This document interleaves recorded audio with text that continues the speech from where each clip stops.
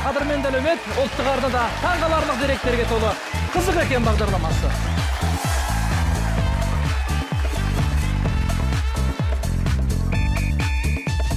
Құмырсқа мүлдем ұйықтамайтын жәндік. Бұл қызық екен. Ал енді ойыншылармен танысып болыңыздар. Бізде бүгін әдемі дуэтті қонақта. Тұрақты топбасшымыз Райым Уайс, оның сұлу көмекшісі Әсел Бақытбекқызы. Олардың қарсыластары тұрақты топбасшымыз Әзімбек Байлин және оның керемет көмекшісі Әсем Бақытбекқызы. Ойын шартымен танысайық. Ойынға 2 топ қатысады. Әр топ 2 ойыншы және жанкүйерлерден құралған. Ойын барысында 12 сұрақ қойылады. Әр дұрыс жауапқа 10.000 теңге тігіледі. Ал егер ойыншылар сұраққа жауап бере алмаса, жанкүйерлерден көмек сұрайды. Бұл мүмкіндік бір-ақ рет беріледі. 13-ші сұрақ 2 топқа ортақ. Кімнің жеңіске жететінін дәл осы сұрақ анықтайды. Ойын ережесімен таныстық, сайысты қай топ бастайды, сан анықтайық. Сонымен Райым мырзаның жанкүйерлерінің саны 44. Айбы. Біз бастаймыз ау. Әзімбек мырзаның жанкүйерлерінің саны 42. Тақырыптармен танысамыз.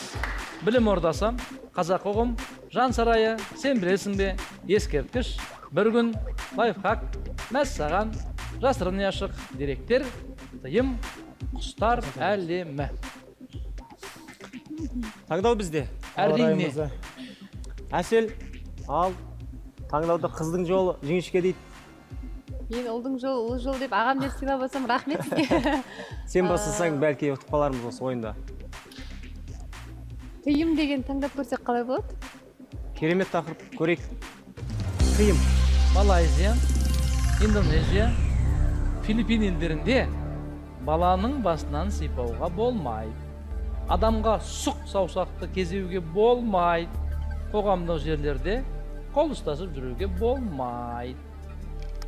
Баланың басынан сипауға болмайды деген білмедім. Енді бұл мейірімділіктің белгісі ғой. Негізінде онда сипағанда тұрған еш нәрсе жоқ. Керісінше біздерде мұсылмандарда баланың басынан сипау керек. Мейірімің оянады деген сияқты сондай мақсатта жалпы сипалынады. Бұл енді бірінші нұсқаны егерде таңдамайтын болсақ, 2 мен 3 қалады. Әсел, қалай ойлайсың? Адамға сұқ саусақты Мен де сізбен келсем. Екінші сұрақ адамға сұқ саусақты кезуге болмайды деген. Бұл да келіңкіремейтін сияқты. Неге десек, менің ойымша енді.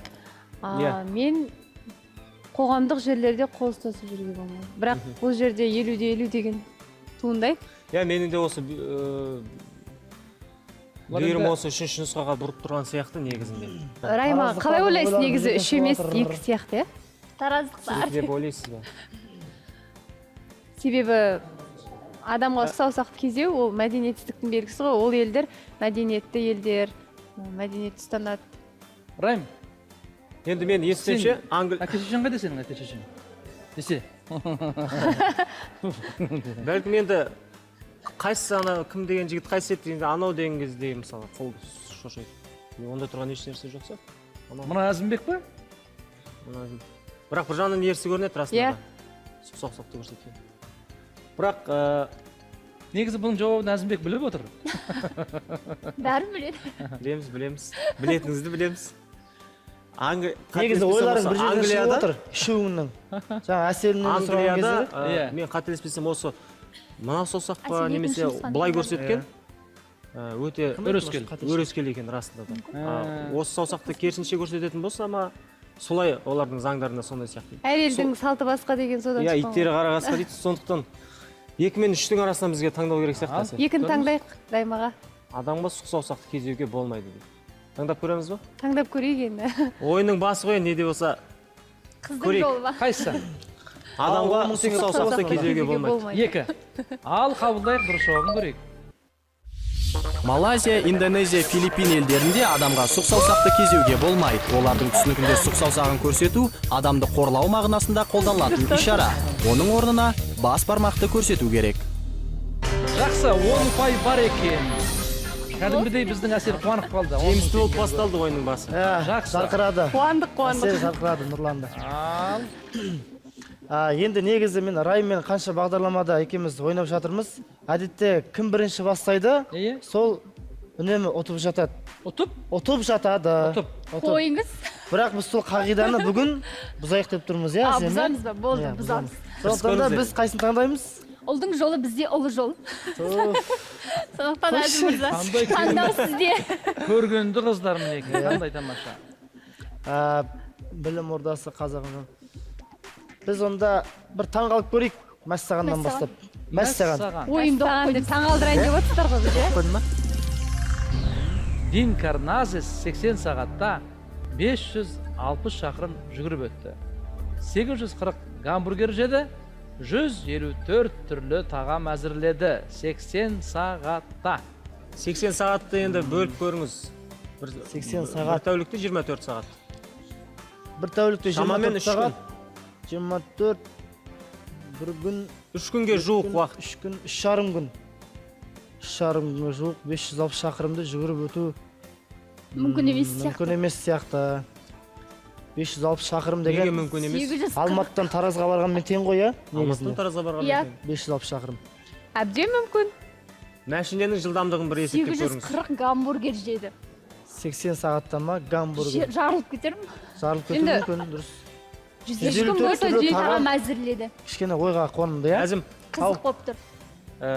Алматыдан Таразға 100 шақырыммен жүретін болсаңыз 5 сағатта жетесіз. Емін еркін. Аха. Бұл жерде 80 сағат деп тұр. Енді адамның жылдамдығын осы жерде есептеп көрсеңіз болады. Шамамен Райым, ойландырмашы Мүмкін бізді. емес ол. 15-20 километр. Себебі тілі салақтап жарты жылда қалады.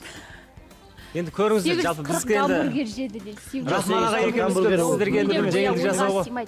Мүмкін емес. Менің ойымша, Бір немесе 3. Қалай сенің ойың? менің ойымша 154 түрлі тағам әзірледі. 154 түрлі тағам әзірледі. Иә, ол енді 154 қыз бала ретінде айтып отыр, көрдіңіз бе? Тағам туралы. Иә, меніңше Ал- де солай. Сен жалпы өзің қанша тағам әзірлей аласың, Әсем? 80 сағатта. 80, жоқ, 1 сағатта. 1 сағатта ба? Бір табақ. Тамақ па? Онда соны көрейік. Қыздың түйсігіне жүгініп көрейік. Жүгінесіз ба? Сөйте келе 154 түрлі тағам әзірлеген шығар деп ойлаймыз, иә? Ойлаймыз. Дин Карназес. Жақсы, қабылдайық. Дұрыс болмай қалатын Дұрыс болды жауабын ғой. көрейік.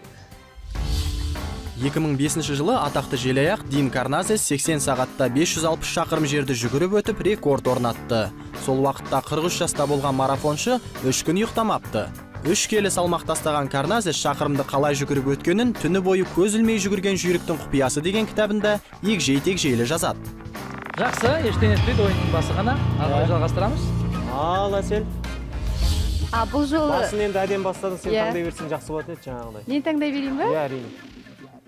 Сенің бүгін қолың жүріп тұр. Бүгін келесі Таңдай берейік па? Таңдаңыздар. құстар әлемін таңдап көрсек қалай болады? Құстар әлемі? Иә, бізге жақын ғой енді әншілерге. Құстар десе, Енді бұл жерде әншілерге қатысты болмайды ғой. Дегенмен деп А. көрейік енді өте қиын. болмаса сіз Тақырып таңдап екен. көріңіз. Жоқ, мүмкін тауып қалармыз, көрейік. Құстар әлемі. Құстар әлемі.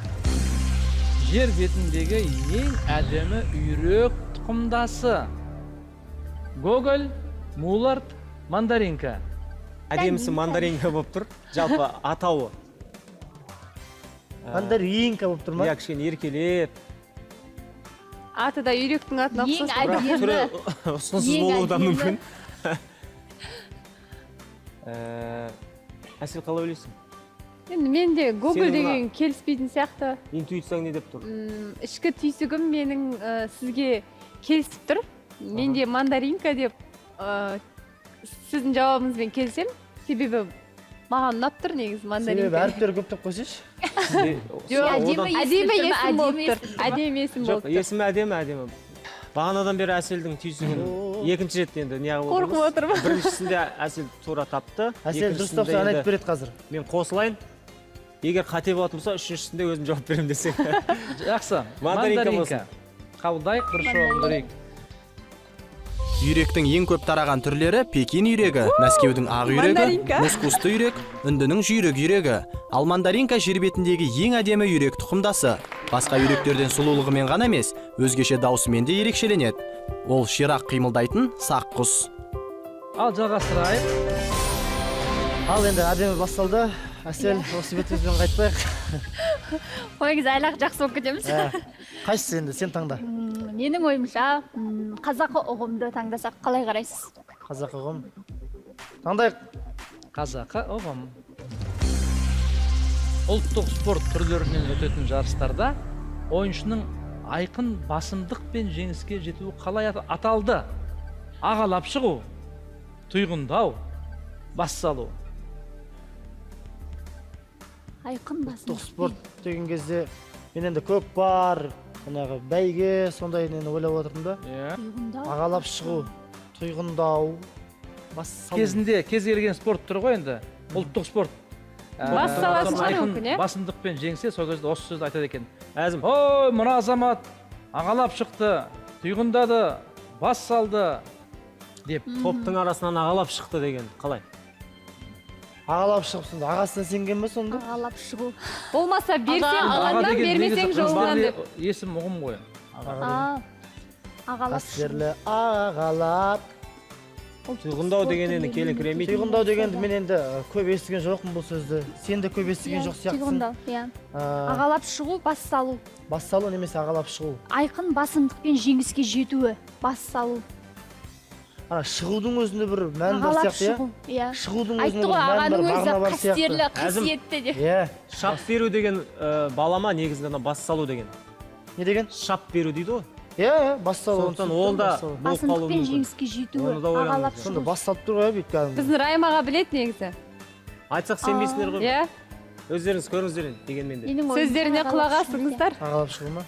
Ал енді Біз ақылдаса, Әсемнің түйсігін тексерейін деп отырсыз ба? Жоқ, бұл жолы Әзім мырза таңдасын. ақылдаса келе, ойлана келе, ағалап Шығу Тө, деп ойлаймыз. тапқан адамдай айттыңыздар ғой. Жақсы қабылдайық, дұрыс жауап ұстап берейік. отқан сияқтымыз ба? Ағалап шығу ұлттық спорт түрлерінен өтетін жарыстарда ойыншының айқын басымдықпен жеңіске жетуі. Омбының циркінде өнер көрсеткен Қажымұқанды Омбы циркінде ағалап келген алыптың бірі деп сипаттаған. Шетелдегі қазақтар арасында той жарыстарда бас жүлдеге ие болған жігіттерді ағалаған балуан атап, үлкен сый-құрмет көрсетеді.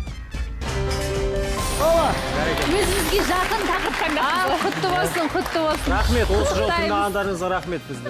Біздің жалпы әріптестеріміздің құлақтарына алтын сырға, мысалы үлкен қазақ күресі деп алайықшы, Бейбіт Ыстыбаев ортаға ағалап шықты деген сөз қандай керемет сөз, Иә, керемет. Яғни оны қолданысқа енгізу керек, ағалап шықты Қолданыс деген енгізу сөз. керек, иә. Өте жақсы сөз екен, иә. Да? Ағалап шығу. Жақсы, жалғастырайық, 10 мың теңгелеріңіз құтты болсын. Рахмет. Ал енді бүгінгі ойында кім ағалап шығар екен көрейік. Иә.